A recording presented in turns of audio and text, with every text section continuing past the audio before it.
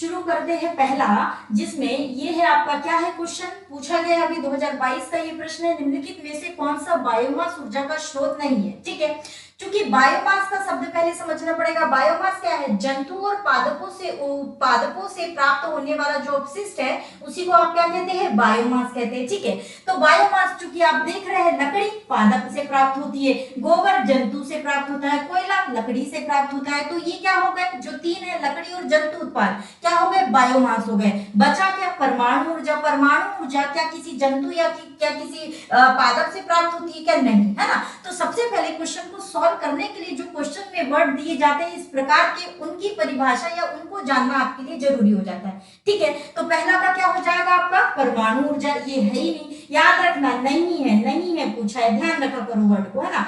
अगला है, निम्न में से कौन सूर्य की ऊर्जा से उत्पन्न नहीं होता। फिर ये पूछ रहा है, अब क्या पूछ रहा है, कौन सूर्य की ऊर्जा से उत्पन्न नहीं होता। देखने में तो ये क्वेश्चन आपको ऐसे लगेंगे जैसे कि ये पर्यावरण के है, ठीक है, लेकिन ये क्वेश्चन ज्योग्राफी के है। चूंकि ज्योग्राफी में ऊर्जा ही आपको एक टॉपिक पढ़ना पड़ता है तो उसके संदर्भ में ये है, लेकिन कई बार कंफ्यूजन होता है कि ये पर्यावरण के है क्या। तो देखो, ज्योग्राफी और पर्यावरण अंत में जाते जाते क्या हो जाती है, एक हो जाती है, मिक्स हो जाती है। तो उसी संक्रमण क्षेत्र के ये क्वेश्चन है, ठीक है, याद रखिएगा।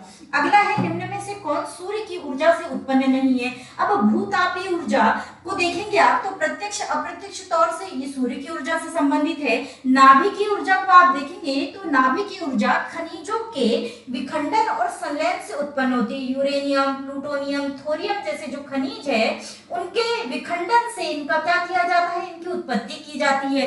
तो इसलिए यहाँ पर ये क्या, इसका सूर्य से कोई संबंध है नहीं, तो इसका आंसर क्या हो जाएगा, नाभिकीय ऊर्जा ही। इसके अलावा पवन ऊर्जा प्रत्यक्ष अप्रत्यक्ष तौर पे सूर्य पर निर्भर है। बायोमास ऊर्जा प्रत्यक्ष अप्रत्यक्ष तौर पे किस पर निर्भर है, सूर्य पर।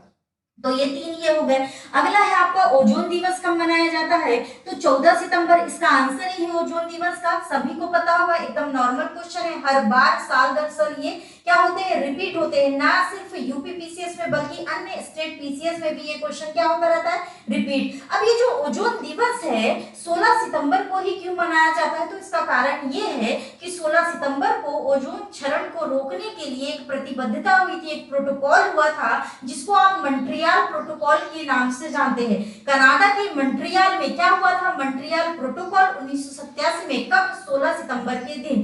इसी कारण 16 सितंबर को ही क्या मनाया जाता है, ओजोन दिवस मनाया जाता है। ठीक है, इसके अलावा अभी आप जान रहे हैं कनाडा के मॉन्ट्रियल में जैव विविधता सम्मेलन COP15 का जो दूसरा चरण है वो भी हुआ है ना, उसके बारे में करंट में पढ़ेंगे। अगला है, आपको पूछा गया था, एक तरफ जलप्रपात थी, एक तरफ उनकी अवस्थिति थी और उनमें कूट मिलाने के लिए दे दिए गए थे। अब उतना लंबा दिखती तो एक दो क्वेश्चन में ये बोर्ड भर जाता, इसलिए अपन ने नहीं लिखे, है ना। तो यहाँ पर क्या है, जलप्रपात, और क्या पूछा, उनकी अवस्थिति। दूध सागर जलप्रपात को पूछा है कहाँ पर, ये कहाँ है, गोवा में, बिल्कुल। तो ये कहाँ है, मांडवी नदी पर, मांडवी नदी पर। मैंने यहाँ सही आंसर लिख दिया है, ठीक है, वहां ऐसा सही नहीं था, वहां तो आपको मिलाना था कूट में, है ना। तो यहाँ पे जो दूध सागर जलप्रपात है ये कहाँ पर है, गोवा में। कहा, गोवा में, किस नदी पर, मांडवी नदी पर। याद रखना, एक और जलप्रपात है जिसका नाम है दुग्धधारा। जो दुग्धधारा जलप्रपात है ये आपके मध्य प्रदेश में नर्मदा नदी पर है ना। दूध सागर गोवा में, मांडवी नदी पर, दुग्धधारा नर्मदा में, आपकी नर्मदा नदी पर मध्य प्रदेश में। इसके अलावा कपिल धारा, मंदार, ये सब भी आपको कहाँ मिल जाएगी, नर्मदा नदी पर मिल जाएगी, मध्य प्रदेश में। ठीक है, इसके अलावा ये जो बरकाना जलप्रपात है ये कर्नाटक में। इसके अलावा कर्नाटक में आपके जोग नामक जलप्रपात भी है, कुंचिकल भी है ना। तो ये सब कहाँ है आपके, कर्नाटक में। तो बरकाना ये आपकी सीथा नदी पर, किस पर है, सीथा नदी पर, बरकाना जिले में, सॉरी, सीथा नदी पर बरकाना नामक जलप्रपात कर्नाटक में स्थित है। ठीक है, इसके अलावा एक पूछा था खंडाधार। खंडाधार ये उड़ीसा में है आपकी, फॉली, नाम याद नहीं आ रहा मुझे, फॉली टाइप की एक नदी है उसमें है। ठीक है, इसको मैं फिर कंफर्म कर दूंगी, आप लोगों को हो तो कमेंट बॉक्स में आप बताइएगा। फॉली नामक कोई नदी है उस पर आपका खंडाधार जलप्रपात है उड़ीसा में। ठीक है, इसके अलावा पालनी जलप्रपात आपका व्यास नदी पर है, कहां पर, हिमाचल प्रदेश में। ठीक है, तो ये आपका मिलान था जो कि आपको कूट से क्या करना था, मिलाना था। इसके अलावा आगे आइए, आगे क्या पूछ रहा है, ये बोर्नियो द्वीप के संदर्भ में आपसे पूछ रहा है कि कौन सा कथन सही है। क्या पूछा है, कौन सा कथन सही है। अब यहाँ पे पहला कथन इसने दिया कि यह 3 देशों में विभाजित है, बिल्कुल सही, यह 3 देशों में विभाजित है, इंडोनेशिया, मलेशिया और ब्रुनेई, है ना।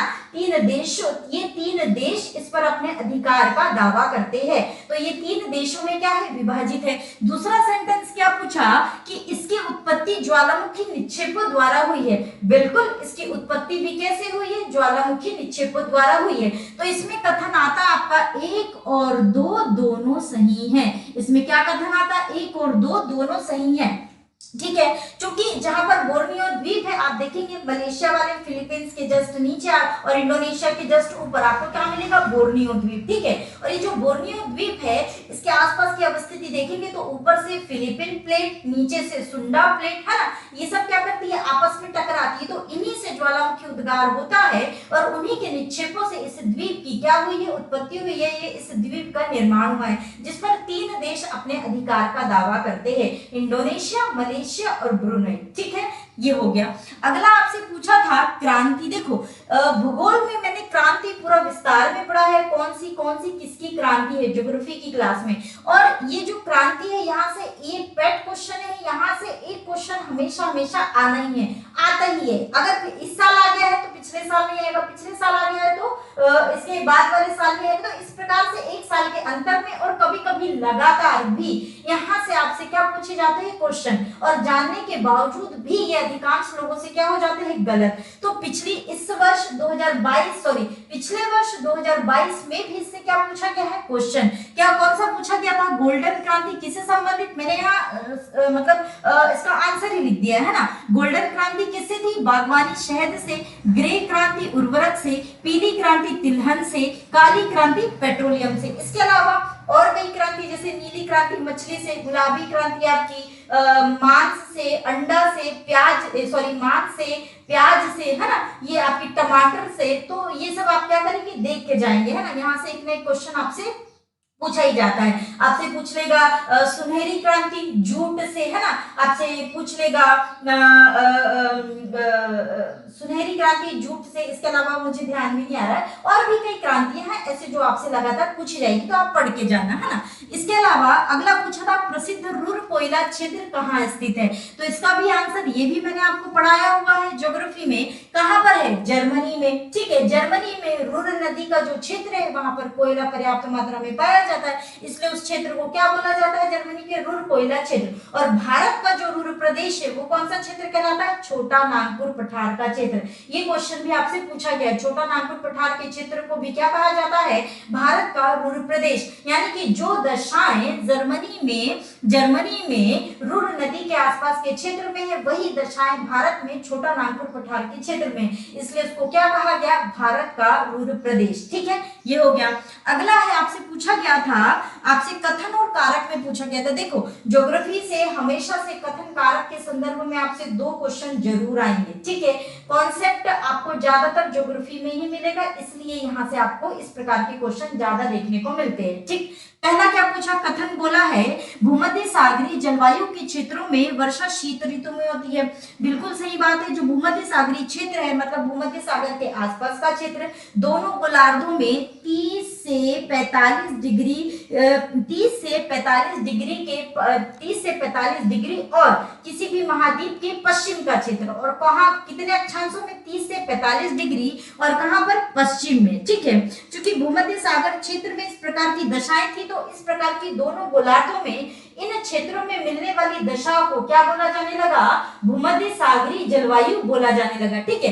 तो ये जो भूमध्य सागरीय जलवायु वाले क्षेत्र है, यहाँ पर हमेशा क्या होती है, शीत ऋतु में वर्षा होती है। शीत ऋतु में वर्षा क्यों होती है, क्योंकि वायुदाब पेटियां सूर्य की अवस्थिति के अनुसार, यानी सूर्य जब उत्तरी गोलार्ध में होता है, यानी उत्तरायण होता है, तो उत्तर की ओर खिसक जाती है, और जब दक्षिणी गोलार्ध में होता है तो दक्षिण की ओर खिसक जाती है। सूर्य की इन्हीं अवस्थिति के कारण और वायुदाब पेटियों के खिसकाव के कारण भूमध्य सागरीय क्षेत्र में शीत ऋतु में क्या होती है, वर्षा होती है। जबकि ग्रीष्म ऋतु में यानी गर्मियों में ये क्षेत्र शुष्क और स्थलीय हवाओं के संपर्क में रहते हैं। बिल्कुल, पेटियां कहाँ खिसक जाती है, उत्तर की ओर, इसलिए ये क्षेत्र कैसे हो जाते हैं, शुष्क हो जाते हैं, है ना। तो दोनों कथन सही है, और कथन ए कारण आर की क्या, कारण आर कथन ए की क्या करता है, सही व्याख्या करता है। तो इसका आंसर था आपका जिस कूट में दिया गया था, अगर मेरे हिसाब से बात करें तो ये मतलब आंसर इसका ये दिया गया था, मतलब उत्तर इसका ये है कि कथन और कारण दोनों सही है और ये इसकी क्या करता है, सही व्याख्या करता है। ठीक है, तो इतनी बात, लगभग 8 क्वेश्चन आज हमने करे। इसके अलावा बाकी और 8 से 10 क्वेश्चन आपको मतलब अगले वीडियो में आपको मिल जाएंगे। ठीक है, आपको कैसा लगा, अच्छा लगा तो आप लाइक करिएगा, शेयर करिएगा, और आप कुछ आपको पूछना है या कुछ और है तो आप उसको कमेंट भी कर सकते हैं। ठीक है, तो चलिए आज के लिए बस इतना ही रखते हैं।